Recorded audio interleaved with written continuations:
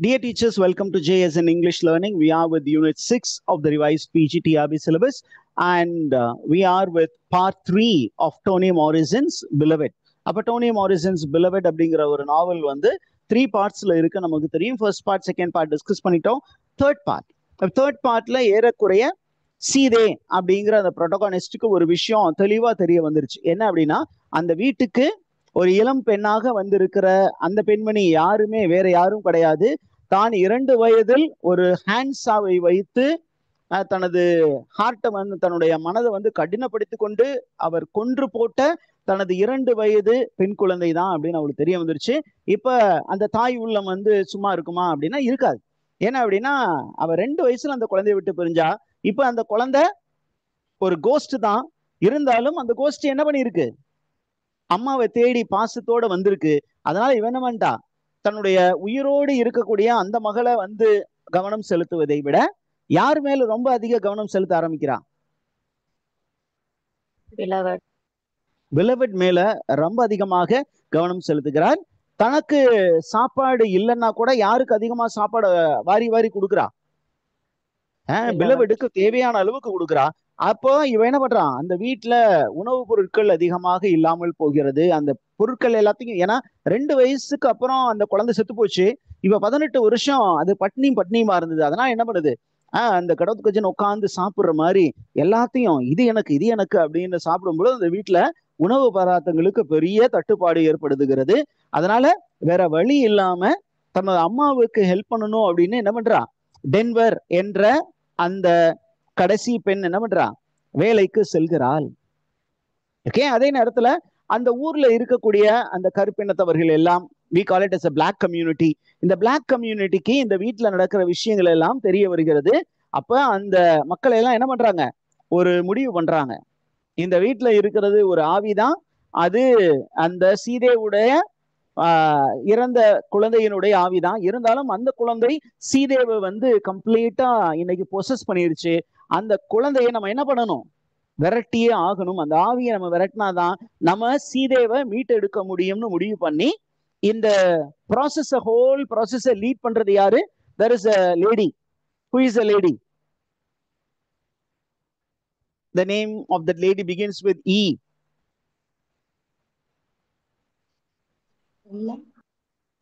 எல்லா.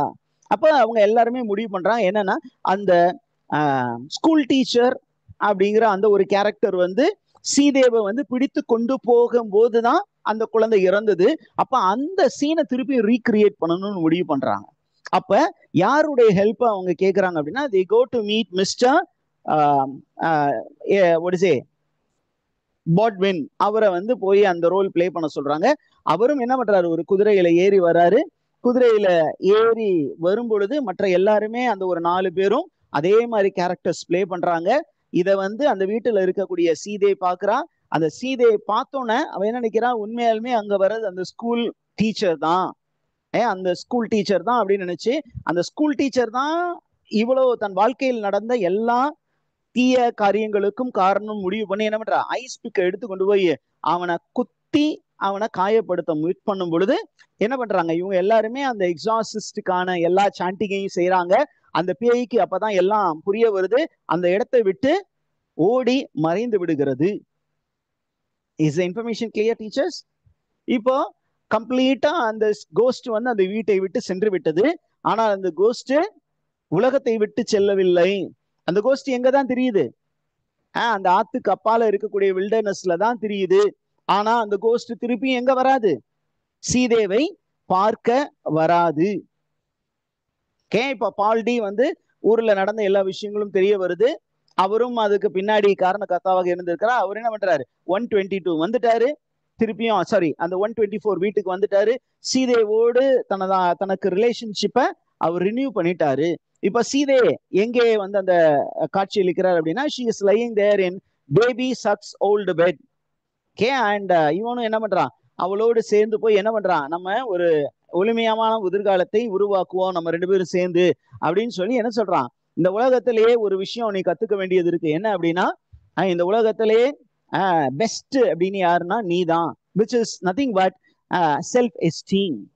உன்னை பத்தி நீ ஒரு நல்ல அபிப்பிராயம் வைத்திருந்தால் இந்த உலகமே உன்னை எதிர்த்து நின்றாலும் நீ என்ன பண்ணலாம், நல்லாக வாழ்ந்து காட்டலாம் அப்படிங்கிற ஒரு விஷயம்.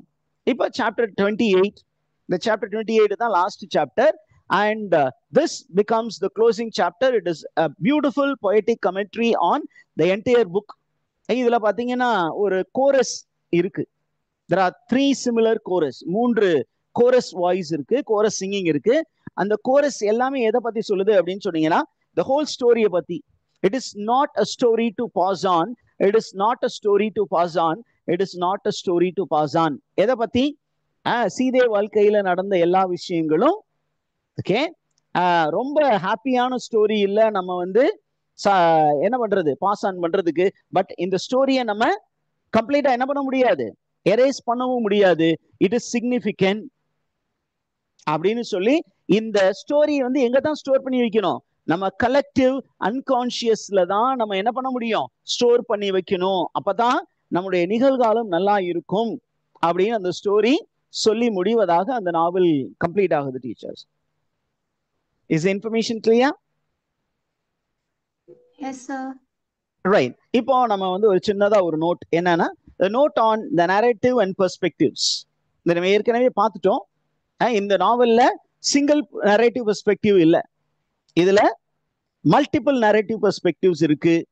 அதுல மேஜர் நரேட்டிவ் அப்படிங்கிறது வந்து தேர்ட் பர்சன் ஒம்னிஷியன்ட் நரேஷன். இதுதான் ஆத்தர் பெர்ஸ்பெக்டிவ். ஆத்தர் வந்து ஒரு ஸ்டோரியை சொல்லிட்டே வர மாதிரி இருக்கும் பொழுது ஃபர்ஸ்ட் பர்சன் மோனோலாக்ஸ் நிறைய வருது, நம்ம அதை பார்த்துட்டோம். அப்படித்தானே? ஃபர்ஸ்ட் பர்சன் மோனோலாக்ஸ் நிறைய இருந்ததா? யார் யாருடைய மோனோலாக்ஸ் இருந்தது?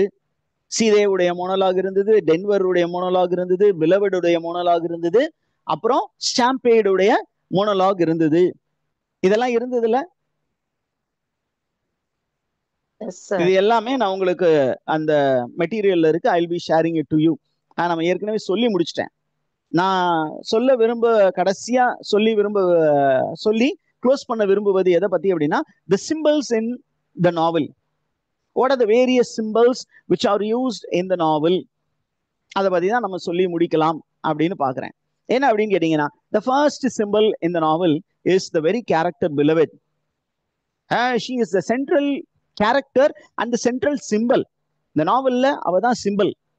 இப்ப பாத்தீங்கன்னா இந்த கேரக்டர் வந்து it's a ghost, but it is a reincarnation of the dead daughter of சீதே. சீதேவுடைய 2 வயது குழந்தை இறந்து போனது, அதனுடைய மறுரூபம் தான் இந்த கோஸ்ட்.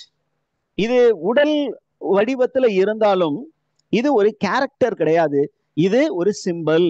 எதை குறிப்பது அப்படின்னு கேட்டீங்கன்னா, it symbolizes the collective memory of the Afro-American slaves, and it is also the trauma of slavery. Okay, trauma அப்படின்னா the mental agony that goes along with slavery. அதனுடைய மொத்த ரூபம் தான் இந்த beloved. நீங்க ஏற்கனவே இந்த பைபிள்ல வந்து கொஞ்சம் பாசிட்டிவான விஷயம் இருக்கும். என்ன அப்படின்னா, வார்த்தை மனு உருவானார் நம்மிடையே குடிகொண்டார் அப்படின்னு சொல்லுவாங்க. அப்படின்னா இந்த வார்த்தை தான் அந்த உலகத்தை படைத்தது அப்படின்னு திருத்தூதர் யோவான் எழுதுவார். நீங்க வந்து இந்த யோவான் அப்படின்னு ஒரு சுவிசேஷம் எழுதக்கூடிய ஒருத்தர் இருப்பார், நற்செய்தியாளர். அவர் சொல்லுவார், ஆதியில் வார்த்தை இருந்தது, வார்த்தை கடவுளோடும் இருந்தது, கடவுளாயும் இருந்தது, அவராலே உலகம் அனைத்தும் படைக்கப்பட்டது, அவரன்றி எதுவும் படைக்கப்படவில்லை. அப்படின்னா என்ன அர்த்தம் அப்படின்னா, கடவுள் வார்த்தை வடிவில் இருந்தார். இதேதான் ஹிந்துயிசமும் சொல்லுது. ஓம்கார நாதம், அந்த ஓம்கார நாதத்தின் ஒளியில் இருந்துதான் இந்த உலகமே பிரபஞ்சமே படைக்கப்பட்டது. ஆனால் அப்படியே அவங்க அப்படி கொண்டு போறாங்க. இங்க ஜீசஸ் என்ன அப்படின்னா, கிறிஸ்டியானிட்டியில அந்த வார்த்தை மனு உரு எடுத்தது.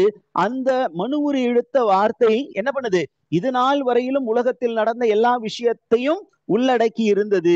அந்த நடந்த கெட்ட விஷயத்தை எல்லாத்திலிருந்தும் இந்த உலகத்தை மீட்டு எடுப்பதற்காக தனது உயிரை கொடுத்தது. இதுதான் இயேசு கிறிஸ்துடைய வாழ்க்கை சாராம்சம். அதே மாதிரிதான் இங்க இந்த பிளாக் பீப்புளுக்கு நடந்த அநியாயங்கள், அட்டூழியங்கள், அவர்கள் வாழ்க்கையில் நடந்தேறிய எல்லா விஷயங்களின் மொத்த ரூபமாக இருக்கக்கூடிய ஒரு கேரக்டர் தான் பிலவெட். அவங்களுடைய கோபதாபங்களின் மொத்த உருவம் தான் பிலவெட். Is information clear?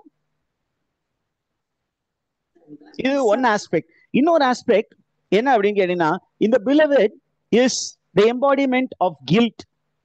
சீதே வந்து என்ன பண்ணா, அவரு தன்னுடைய குழந்தைய கொன்னா, அது நல்லதுக்காக தான் கொன்னா. ஆனா அதை நினைத்து அவ என்ன பண்ணா, வேதனைப்பட்டா, வெக்கப்பட்டா, துக்கப்பட்டா, துயரப்பட்டா. திஸ் இஸ் கால்டு கில்ட், குற்ற உணர்வு. அந்த குற்ற உணர்வு வந்து அவக்குள்ளார இருந்துகிட்டே இருந்தது. அந்த குற்ற உணர்வுடைய ப்ரொஜெக்ஷன் தான் ஒரு physical form call Sethe. Okay, next. இந்த ஸ்டோரியில பாத்தீங்கன்னா ரெட் கலர் அப்படிங்கிற ஒரு சிம்பிள் இருக்கு. What does red? எல்லா நாவல்லையுமே சில நேரங்கள் இந்த கலர் சிம்பிளிசம் பயன்படுத்துவாங்க. Red is a powerful symbol. It symbolizes violence, passion, regeneration. இதுல பாத்தீங்கன்னா அந்த ப்ளூ ஸ்டோன் ஹவுஸ் இருக்குல்ல, 124 ப்ளூ ஸ்டோன் ரோட்ல இருந்த ஹவுஸ், அதனுடைய கலர் பாத்தீங்கன்னா அப்படியே கலர் சிம்பிளிசம் யூஸ் பண்ணிருக்காங்க அந்த நாவல்ல. It is described as choking red light which was always there in the house. அந்த வீட்ல ஃபுல்லா ஒரு ரெட் கலர்ல மைல்டா ஒரு light, which is actually a symbol of destruction. அதே நேரத்துல it is a symbol of vitality. ஏன் அப்படின்னா அந்த வீட்டுல தான் சீதேவும் பால்டியும் என்னானாங்க, ஒன்றானார்கள். அதே வீட்டுலதான் சீதேவும் பெலவடும் கூடினார்கள். It is also the simple. அதே நேரத்துல நீங்க பாத்தீங்கன்னா அந்த சீதை என்ன பண்ணாங்கன்னா, ஆஃப்டர் மர்டரிங் பிலவட், ஓகே, என்ன பண்ணாங்க, அவருடைய கல்லறையில கொண்டு போய் இந்த ரெட் கலர் ஃப்ளவர் வச்சாங்க, which is a sign of love and renewal. Information புரிஞ்சுச்சா டீச்சர்ஸ்? அதற்கப்புறம் the house 124 situated in Bluestone Road is a symbol of haunting memory and family fragmentation. அந்த வீடே வந்து ஒரு மெமரியோடைய ஒரு சிம்பிள் தான். the memory was disturbing. இந்த மைண்ட் இருக்குல்ல, இந்த சீதேவுடைய அந்த பிரெயின் உள்ள வந்து ட்ரபிள்டா இருந்தது. அதை அப்படியே ப்ரொஜெக்ட் பண்ணி ஒரு வீட்டுல ஒரு கோஸ்ட் இருக்கிற மாதிரி ஆத்தர் பிரசன்ட் பண்ணிட்டார். அவ மைண்டுக்குள்ளாமே பிலவட் பிலவட் பிலவட், என் பிள்ளைய கொண்டேன் அப்படின்னு மைண்டுக்குள்ளார அவளுக்கு நிம்மதியே இல்லாம இருந்துச்சு. அப்படியே இந்த ஸ்ட்ரக்சரை தூக்கி ஒரு வீடா வச்சாங்க வெளியில. அந்த வீட்டுக்குள்ளார ஒரு அம்மா, அந்த அம்மாவை வந்து ஒரு கோஸ்ட் டார்ச்சர் பண்றது. This is symbolic presentation. Is information clear?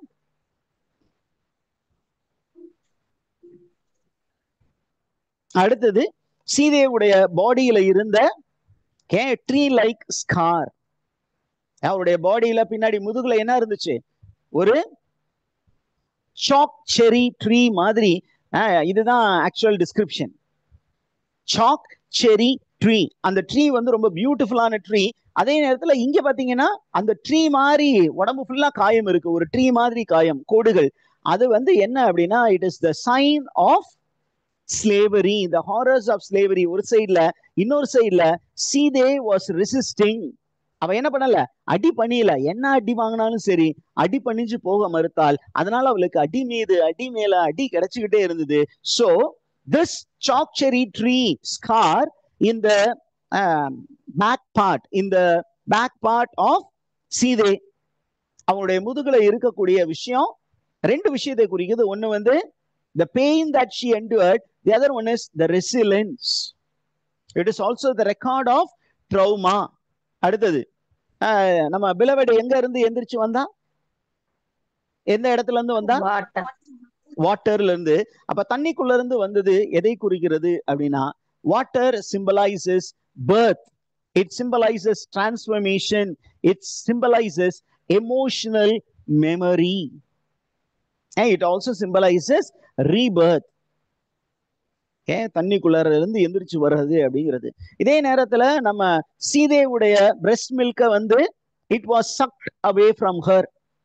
Who sucked it away from her? School teachers nephew.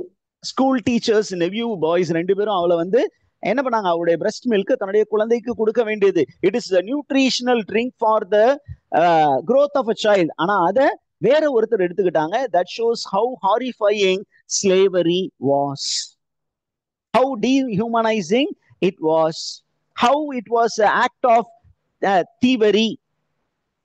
அது வந்து திருட்டுத்தனத்திற்குன்னு ஒரு அடையாளம். எவ்வாறு capitalist actually stole the resources from the capitalized people அப்படின்னு காட்டுறதுக்கு. அதே நேரத்துல it is also the sign of violation of natural bond. அதற்கப்புறம் நம்ம பேபி சக்ஸ் வந்து என்ன பண்ணாங்க, she was clearing a particular place in the forest and she was conducting spiritual meeting. What does it symbolize? It symbolizes a therapeutic healing. ஒரு தனி therapy. ஒருத்தருக்கு ஒரு பிரச்சனை இருக்குன்னா அந்த பிரச்சனைய நீங்க ஒரு கவுன்சிலிங் கொடுக்கலாம், அல்லது you can conduct group healing. இன்னைக்கு பெரிய அளவுக்கு காமன் மாஸ் ஹீலிங் செரிமனி எல்லாம் நடத்துறாங்க இல்லையா, நம்ம கன்வென்ஷன் சொல்றோம். அந்த கன்வென்ஷன்ல என்ன பண்றாங்க, எல்லாரையும் கூப்பிட்டு உங்க பக்கத்துல இருக்கவங்களை கையை பிடிச்சுக்கோங்க, அவங்களுடைய கஷ்டத்திற்காக வேண்டுங்கள் அப்படின்னு சொன்னோன்னே, ஆண்டவரே இவர்களை மன்னியும், இவர்களுக்கு தேவையான உடல் உள்ள சுகத்தை தாருங்கள் அப்படின்னு எதுக்கு என்ன சொல்ல வராங்கன்னா, it is called community support. எதுக்காக சார் ஒருத்தர் சிக்கா இருக்கும்போது நம்ம போய் பாக்குறோம் அப்படின்னா, it is a community support. அந்த மாதிரி ஒரு கேதரிங்கை அது குறிக்கிறது. Is information clear? Yes, sir. Okay, அந்த விஷயம்லாம் பார்த்தோம். இதற்கு அப்புறம் இருக்கிறது நம்ம ஏற்கனவே சொல்லிட்டேன். அதனால நம்ம இதோட இந்த நாவலை டிஸ்கஷன் முடிப்போம். Maybe tonight we will get to discuss what is the work. Jhumpa Lahiri's The Namesake. Okay, அந்த ஒர்க்கை எடுத்து நம்ம ஸ்டார்ட் பண்ணி அடுத்தது அந்த ஒர்க்கை தான் டிஸ்கஸ் பண்ண போறோம். So get ready.